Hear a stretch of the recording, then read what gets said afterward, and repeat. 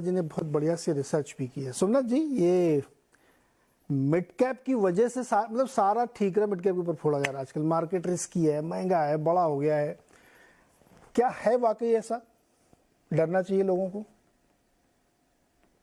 जी actually आप अगर market को देखें तो ये बहुत आसान है कह देना कि ये मिड कैप बहुत ज्यादा चल गया है, स्मॉल कैप बहुत ज्यादा चल गया है, वैल्यूएशंस इनकी काफी बढ़ गई हैं। आप अगर तुलना करें निफ्टी लार्ज कैप से ज्यादा हो गई हैं। लेकिन आप अगर डेटा देखें, ऐसा कोई बहुत ज्यादा आगे नहीं बढ़ा है। आप अगर लॉन्ग टर्म एवरेज देखें, जितना long term average multiples mid cap की होती है, आप 10-15 साल का डेटा देख लें, आज उससे थोड़ा ज्यादा है।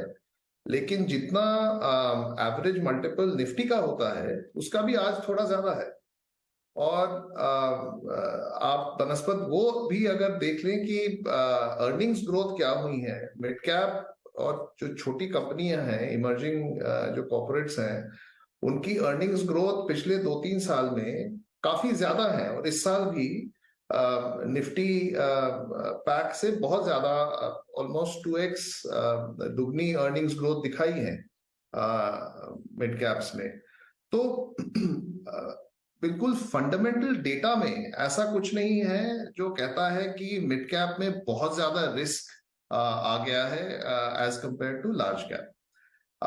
जो 2007 और 2017-18 वाली बात और कंपैरिजन आती है, उसमें एक बहुत बड़ी गलती ये है कि जब हम मिड कैप स्मॉल कैप की बात करते हैं तो लोग इंडेक्स की बात करते हैं।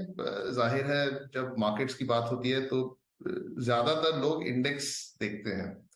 आप अगर 2007 का स्मॉल कैप इंडेक्स देखें और मिड कैप इंडेक्स देखें, और 2023 का आज का स्मॉल कैप और मिड कैप इंडेक्स देखें, उनमें 70-80% फर्क होगा।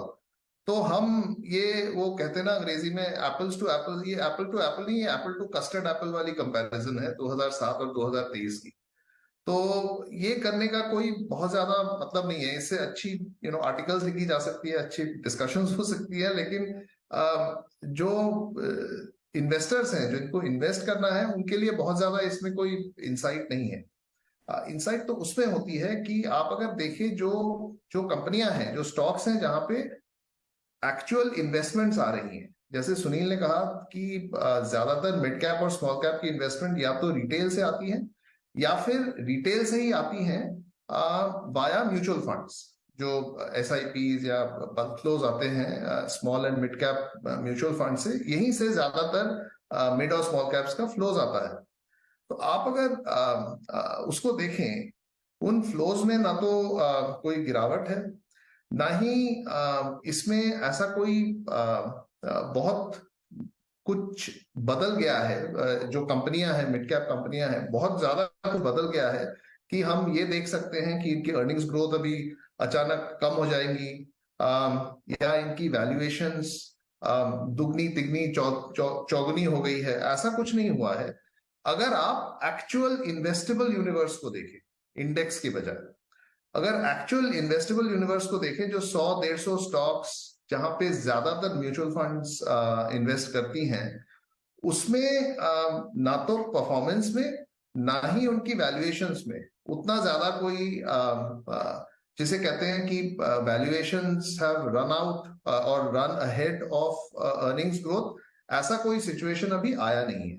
तो हमें नहीं लगता कि इस मौसम में बहुत ज्यादा कोई जरूरत है कि एक के बजाय दूसरे, वो जो रोटेशन की बात होती है, वो करने की। हाँ, ये बात जरूर है कि सिस्टमिक रिस्क जो हैं वो बढ़ गई हैं। ऑयल प्राइसेस ऊपर हैं, इंटरेस्ट रेट्स जो आप अगर याद करें, जनवरी फरवरी में हम बात कर रहे थे तो फेड फंड्स फ्यूचर्स बोल रहे थे कि इस साल 4 रेट कट्स होंगी। इस साल तो एक भी रेट कट नहीं हुई। अभी अगले साल कब रेट कट होगी और कितनी होंगी, उस पर भी अभी काफी चर्चा हो रही है। और फेड फंड्स फ्यूचर्स तो अभी कह रहे हैं कि सिर्फ 2 रेट कट्स होंगी अगले साल। तो ये एक बड़ा फैक्टर है।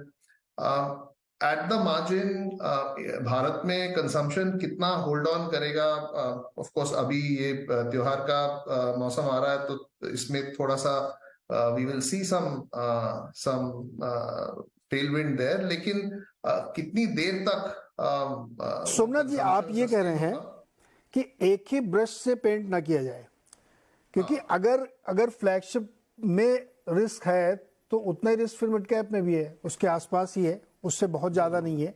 आपने जो अपनी रिसर्च में वैल्यूएशन का चार्ट दिखाया है बड़ा इंटरेस्टिंग है सर, कि 2020 में जो मल्टीपल्स मिल रहे थे मिड कैप को, उससे आधे से थोड़ा सा ज़्यादा इस समय है, और निफ्टी में भी लगभग उसी के हिसाब से हैं, 24 से 18 19 के आसपास आ गए।